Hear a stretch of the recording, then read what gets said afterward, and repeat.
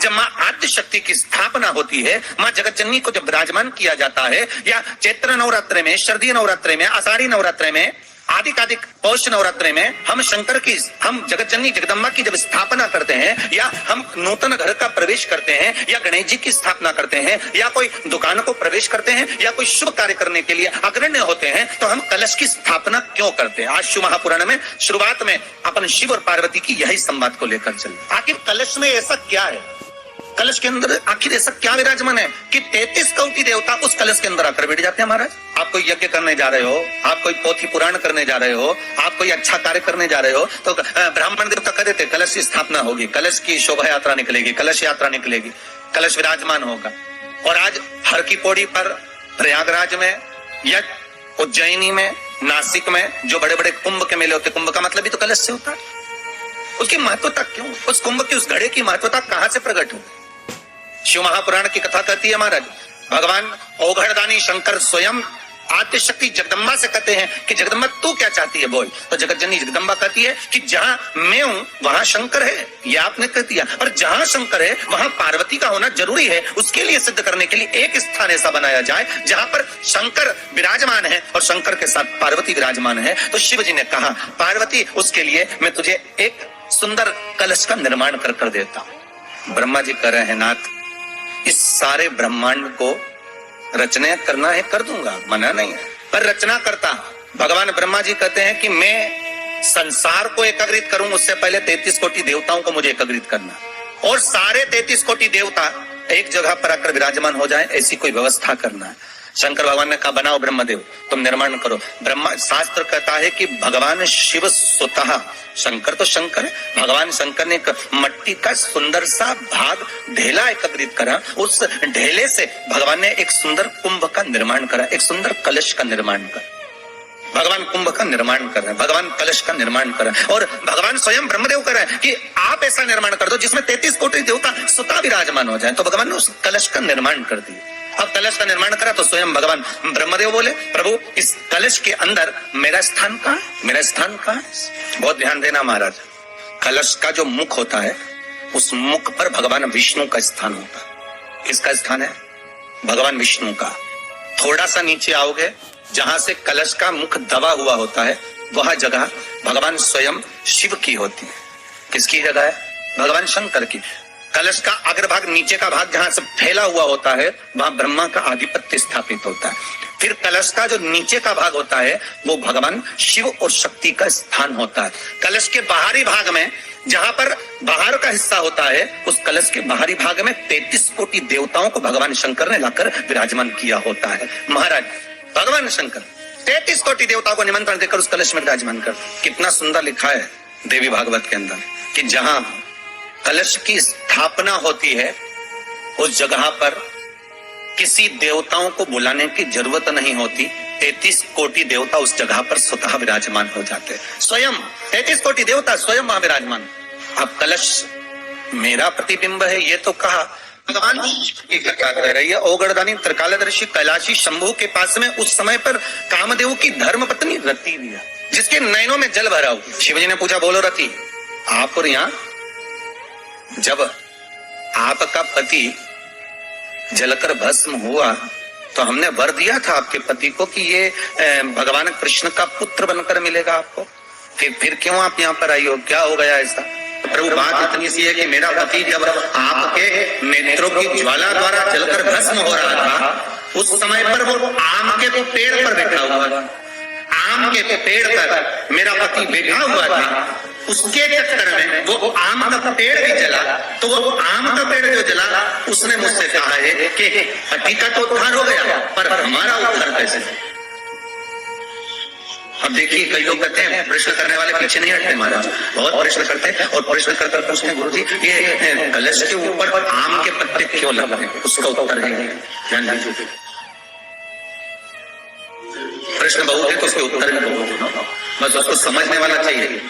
और आप लोगों को तो आज बहुत बहुत भगवान ने कृपा करी है, जो आप पहले दिन ही कलश स्थापना होती है और पहले दिन आपको ये ज्ञान हो जाए कि बच्चे पूछे कि कलश क्यों रखा जाता है, कलश के ऊपर आम के पत्ते क्यों लगाए जाते हैं, कलश के ऊपर नारियल क्यों रखा जाता है, कलश के ऊपर 9 बार मोली क्यों बांधी जाती है? मोली मतलब लच्छा नाड़ा, 9 बार क्यों लपेटा जाता है? नारियल के ऊपर, कलश के ऊपर जब रखते हैं।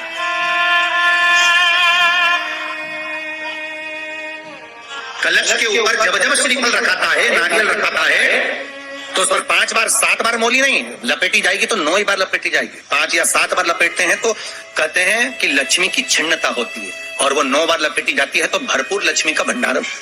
भगवान बोले अब आप आई हो रति, ठीक है, मांगो क्या चाहिए, बस इतनी कृपा कर दीजिए कि आम के वृक्ष का भी उद्धार कर दो। शिव जी ने कहा हम वर प्रदान करते हैं रति, जहां शिव और शक्ति है, जहां 33 कोटि देवता इस कलश के अंदर विराजमान होंगे, उस जगह पर स्वयं कंठ पर जहां पर मेरा निवास होगा, उस जगह पर ये आम के पल्लव अमृत के तुल्य माने जाएंगे, और इनका निवास हमारे ही हाथ में, हमारे ही हस्त कमल में विराजमान हो, हमारे ही हाथ। अब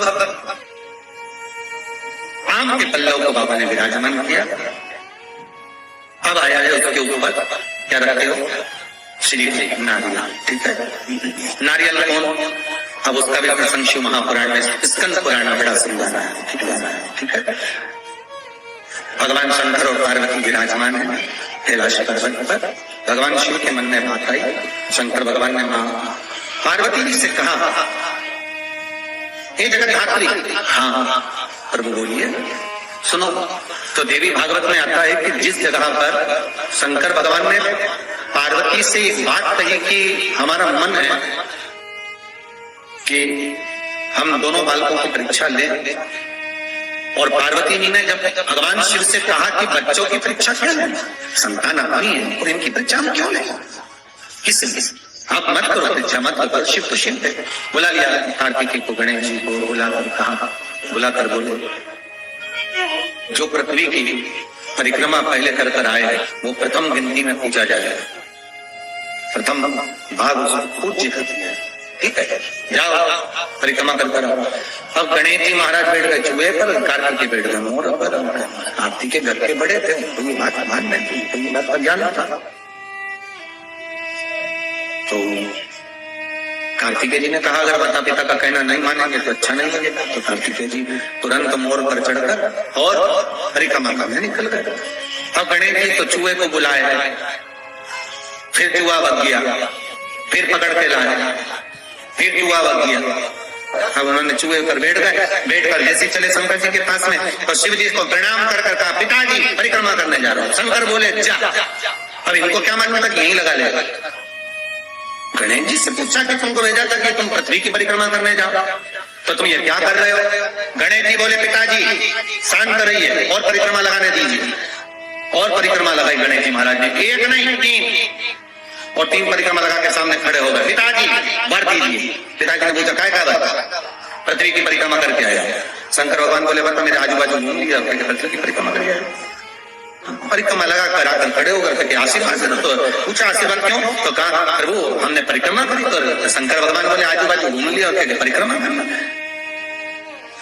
इसको कोई परिक्रमा करना। गणेश जी बोले और नहीं तो माता पिता में आकाश, माता पिता में पाताल, माता पिता में पृथ्वी, सात तो माता पिता में और सब माता पिता में, इसलिए आपकी लगानी सबकी हो गई।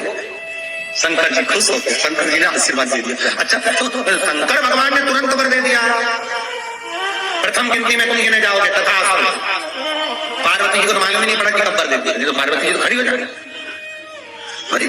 अब आ गए कार्तिक ने आकर कहा दंडवत करता हूं, प्रणाम, हम तुम्हें देवताओं की सेना के सेनापति बनाते हैं।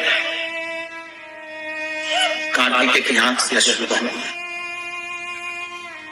देवताओं की सेना के सेनापति, क्या मैं प्रथम गिनती में नहीं आऊंगा? नहीं, क्यों? गणेश जी ने प्रथम गिनती में आ गए। गणेश जी ने परिक्रमा कर ली, किसकी करी? हमारी। पिताजी आपने कहा था पृथ्वी की परिक्रमा कर जो आएगा प्रथम गिनती में गिना जाएगा, तो पहली परिक्रमा पृथ्वी की तो मैंने करी, तो गणेश ने नहीं, पार्वती जी उड़ गई, क्या बात है कार्तिक ने कहा माँ पिताजी ने गलत निर्णय दे दिया। क्या गलत निर्णय दिया? गणेश जी को प्रथम गिनती में दे दिया और मैं परिक्रमा कर कर आया। सारी बात मालूम पड़ गई कि गणेश जी ने चूहे पर बैठकर शंकर पार्वती की परिक्रमा करी, ये हुआ वो हुआ, सब मालूम पड़ गया। पार्वती मैया की आंख में से आंसू बहने लगा। पार्वती उठकर खड़ी होकर शंकर भगवान से बोली, प्रभु बहुत भोले हुआ, इसलिए आपका नाम भोला शंकर है। बहुत भोले। एक बेटे को भेज दिया पृथ्वी की परिक्रमा करने और दूसरे बेटे ने आपकी परिक्रमा करी और आपने उसे वर प्रदान कर दिया। इतने भोले पुत्रों में भेद कर जगतजननी मां पार्वती खड़ी हो गई। पार्वती ने कहा, यह आपने श्रेष्ठ नहीं। पार्वती जी बोली, मुझे अच्छा नहीं लगा आपने निर्णय जो दिया। क्या चाहती हो पार्वती? पार्वती जी कहती हैं, आज मुझे एक वर देना पड़ेगा। बोलिए क्या वर चाहिए? भोलेनाथ मुझे वर ये चाहिए कि आज के बाद आपकी कोई परिक्रमा ही ना हो। मुझे वर दे दो कि शंकर की परिक्रमा कभी नहीं होगी, शिव की परिक्रमा का विधान नहीं होगा। शंकर भगवान ने पार्वती को तथास्तु कर दिया। आज के बाद शंकर के मंदिर में शिवलिंग की कोई परिक्रमा नहीं करेगा। कभी आपने करते हुए देखा किसी को? नहीं। शंकर की परिक्रमा होगी तो आदमी यहाँ से चालू होगी, वहां तक जाओगे, फिर वापिस। यहाँ तक शिव महापुराण की कथा कहती है कि शंकर की आरती के बाद जो परिक्रमा भी होती है ना, वो भी पूरी नहीं करना चाहिए, आरती कर वापस हो जाना चाहिए। शिव की आरती, कई लोग शंकर जी की आरती उतारने के बाद जब परिक्रमा करते हैं, आरती की थाली लेकर चारों तरफ घूमते हैं, उसको भी आधा घूमो और आधे वापस। शिव परिक्रमा कर वर दीजिए, हाँ वर प्रदान करो, हमें वर दीजिए। पार्वती मैं तुझे वर देता हूं, शिव की परिक्रमा कोई नहीं करे, और अगर शंकर की परिक्रमा कोई भूल से भी करेगा तो उसको दोष लगेगा, उसका पुण्य छीन। इसलिए शंकर की परिक्रमा लोग नहीं करते क्योंकि उनने जो दान करा, पुण्य करा, सत्कर्म करा, भजन करा, कीर्तन करा, उसका पुण्य धीरे धीरे धीरे धीरे समाप्त होते चले जाता है, उस पुण्य की क्षीणता होती है। नहीं। पार्वती जी बोले, प्रभु हम एक मेरा निवेदन स्वीकार करेंगे। बोलो क्या बात है? पार्वती जी बोलती हैं, आपने गणेश जी को प्रथम पद दिया है तो इस कार्तिकेय को भी प्रथम पद प्रदान करिए। शिव जी बोले ये नहीं होगा क्योंकि प्रथम पद एक ही होता है, प्रथम पद केवल एक होगा और वो एक पद मैंने प्रदान कर दिया। अब मैं दूसरा पद कैसे दे सकता? मैं दूसरा पद कैसे प्रदान कर सकता? मैं दूसरा पद कैसे दे सकता? पार्वती एक काम हो सकता है, बोलिए प्रभु मैं कार्तिकेय को कुछ ऐसा बना देता हूं कि जहां पर गणेश प्रथम पद में रहेगा तो ये कार्तिकेय भी प्रथम पद में पूजा जाएगा। बना दीजिए। भगवान शंकर ने कार्तिकेय को श्रीफल का निर्माण कर दिया। स्कंद पुराण में क्या बनाया है? श्रीफल, नारियल। ये नारियल किसका प्रतिबिंब है? तो कहा ये कार्तिकेय जी का। किसका प्रतिबिंब है? तो गणेश जी की पूजन जो कलश के रूप में होती है तो उसके ऊपर जो श्रीफल रखाता है वो स्कंददेव है, कार्तिकेय। वो स्कंददेव, वो कार्तिकेय। सारे ग्रहों को शांत करने के लिए, कार्य को सिद्ध करने के लिए, कार्य की सफलता के लिए, व्यक्ति की मनोकामना पूर्ण करने के लिए कलश के ऊपर क्या रखा जाता है? जम के बोलिए, नारियल, श्रीफल रखा जाता है जो कार्य की सफलता प्रदान। वीडियो पसंद आया तो लाइक करें, शेयर करें, चैनल को सब्सक्राइब करें।